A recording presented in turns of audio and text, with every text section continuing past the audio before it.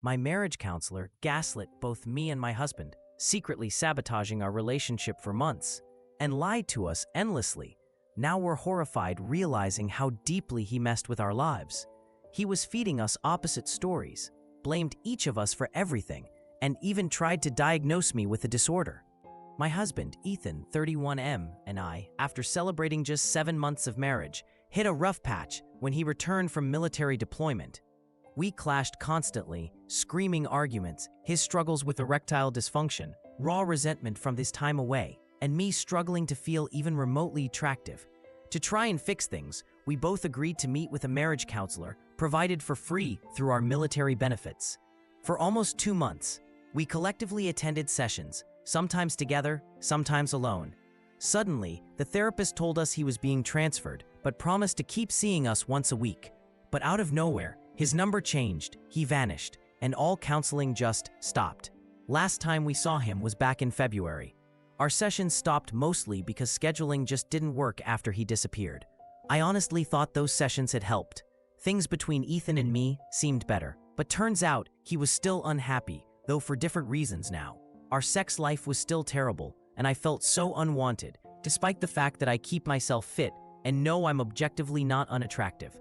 Things came to a head last night, with a fight that, for the first time ever, forced us to actually talk about what happened during those individual sessions. We both were floored by the revelations. Here's what we figured out. While we did both individual and couple sessions, meeting once as a couple and then alternating solo meetings each week, the counselor had apparently been telling each of us that the other was solely at fault. He spun the same story with key differences to each of us. He told both of us the other was defensive, closed off, refused to talk about hard stuff, and wanted to blame someone else for everything. I, meanwhile, was opening up about my abandonment and anger issues, my insecurities about sex, and was being really honest about past trauma from previous counselors. Ethan says he'd try to talk about his own struggles too, but the counselor would frequently cut him off and tell him he wasn't the problem at all. Get this, he privately told Ethan that I probably had BPD, needed medication, and was basically beyond hope. Oddly enough, right after that, Ethan started yelling that I need to get medicated in the middle of our fights. Totally out of the blue. I even asked our counselor, after hearing that, if I should see someone for a diagnosis or more intensive treatment, if maybe that would help our relationship. The guy literally laughed at Ethan's comments during my solo sessions, insisting I was totally fine, and Ethan must be the one with the problem, just trying to slap psychiatric labels on me. Does Ethan think he's a psychiatrist? This was literally how he'd joke. To me, he said Ethan was immature emotionally and sexually, and that there was no way Ethan would ever have a healthy relationship with anyone unless he drastically changed. The counselor said Ethan would never admit to problems, always ran from conflict, and never truly understood what it means to be married. According to the counselor, Ethan's past was the hidden cause of all our issues. He told me, "You're smart and attractive. Honestly, you should find a partner more on your level."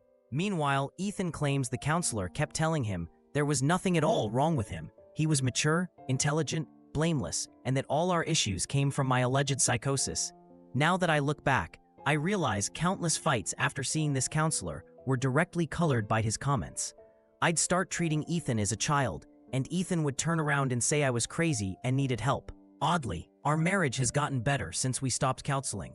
I think because I started focusing on my own anger and gave Ethan more benefit of the doubt, and Ethan learned to communicate more openly with me. We still have issues, but comparing notes about that counselor last night, both of us are spiraling wondering how much long-term harm he did. Honestly, I don't know what I'm asking for here. Last night I was up all night with insomnia, replaying every session in my head. Is this something I should report him for? What should I do next so we can move forward together? Edit. Direct questions. Should I report the counselor? Any advice for moving forward in my marriage? Responses I replied to. User Mark Shunt. Man, that counselor sounds like an absolute psycho. Seriously hope you can get his license revoked. User. Landon23Z. Jesus, what even is wrong with that guy? He's supposed to be helping, not doing this. It's like something out of a crazy movie. User. Weber Albert. What would happen during joint sessions? How did he keep the separate lies straight? Me. In joint sessions, he'd always start by asking us for updates. We'd give 2 sides of whatever fight we'd had, or explain how we'd tried to resolve things. Then he'd hand out some wishy-washy suggestions. to be honest. I resented that he never actually challenged Ethan about his behavior. But now I know Ethan was mad he never suggested I get checked for BPD.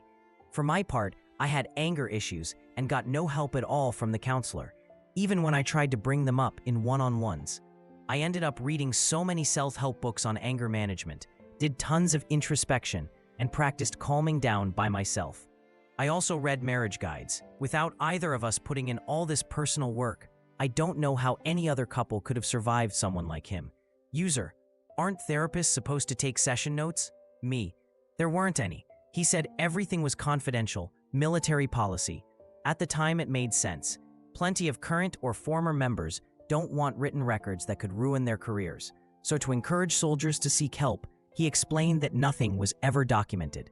Additional info: I feel dumb I didn't see this sooner. Even back then, I felt things were off. He'd give me strategies to get Ethan to open up next week, but then totally ignore them. Ethan says he did the same for him. He'd act shocked when the counselor completely flipped on him during joint sessions. Update 1. So I guess this is more of an update. Over 3 years have gone by. If this is allowed, here I am. I honestly forgot the password to my old throwaway and am writing from a new one. A lot has happened, and I figured someone might remember my story. For reference, I was the wife, married to Ethan, and we were seeing a military-supplied marriage counselor, both together and apart.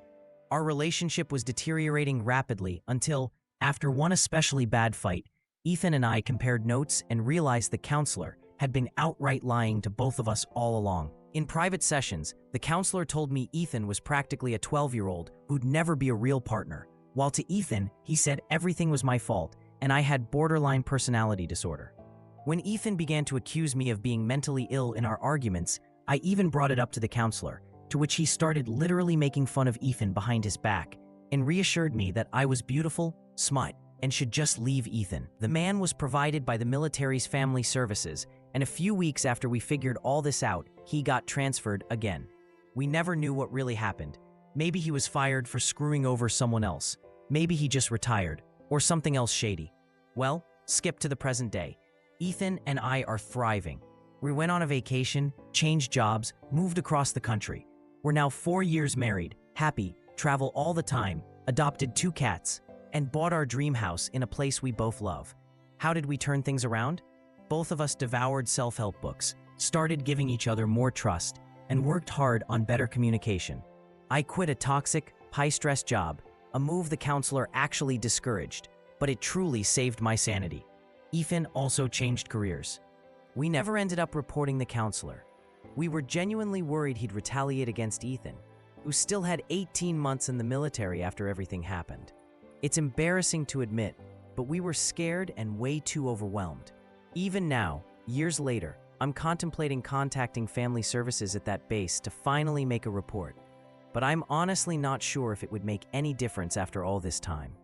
That's everything, really. You all were so helpful when this first went down. I thought maybe I'd post an update in case anyone around here remembers.